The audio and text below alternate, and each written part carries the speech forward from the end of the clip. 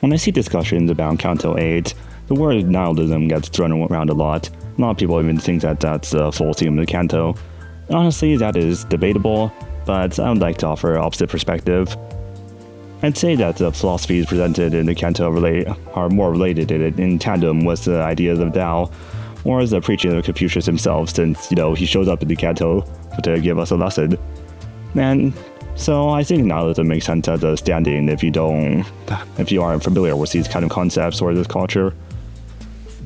I've also seen some people say stuff like the ending of the Canto is Holu embracing absurdism because he decides to have fun while being nihilistic, and no, that's just not it. First things first, the ending of the Canto is not actually that original if you read Chinese light novels. The act of sealing away elders controlling everything is a pretty consistent ending. It's not exactly cliche, but it's not exactly unique, since I've seen stuff from turning elders using ancient dragon magic to gain immortality to dragons and sealing them away in their great hall that they built. The sealing away the elders gaining immortality and controlling everything by becoming AI in a supercomputer that they have constructed themselves. This kind of ending is surprisingly common. Though this may contain some sentiments against traditional family values and general views on morality, I feel that this kind of ending is common among these writers due to general distaste for the political climate. A similarity among these is not just immortality of the elders, representing the seemingly lasting nature of this kind of culture, but also that they are the ones secretly making all the decisions and controlling the whole world from behind closed doors. This means that, the act of sealing them is to remove their power and to gain control back over their own life, instead of being controlled by people somewhere up there in the room talking about stuff so you don't know about it. From this, I would start my argument that Holu never believed in the idea of nihilism, but rather believed that the purpose of his life was to be of service to the elders, since nihilism is a belief that life is purposeless or meaningless. So that is up for a debate too.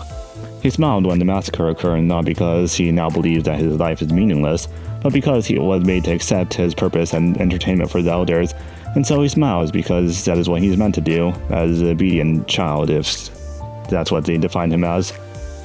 Then, throughout the entire journey, he maintained his aloofness, not because he did not see purpose in anything and that he's simply detached because he doesn't care, but it's rather that the fact that But since he does go out of his way sometimes to help others during the journey and help tell people all those things that they really need to hear at the moment, this shows that he is at least attempting to accomplish something.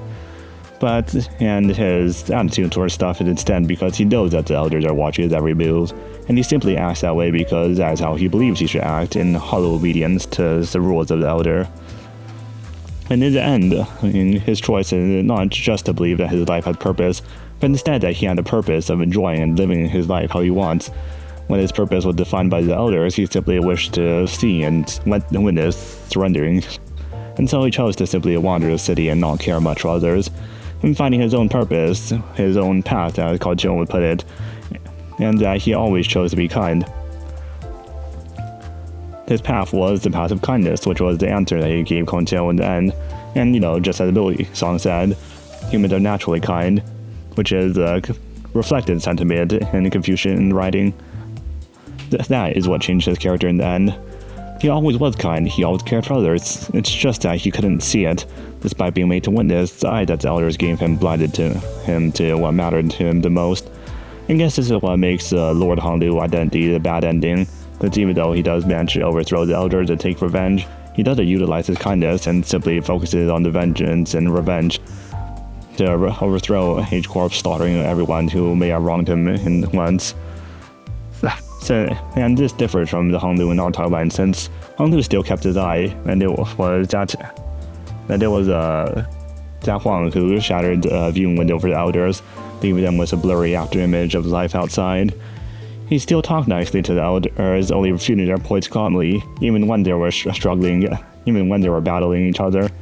And even though they had done so much to harm him, he simply left them to their own lives, understanding that he and them would never understand the purpose of each other's lives, and that there was no reason for him to enact violence upon them. And all of this relates to the idea of the inherent kindness, relating to Confucianism, the belief that humans are born inherently kind, and that to do something against this, to not believe this, will be to betray one's own nature. After all, he was born a human, not a jade.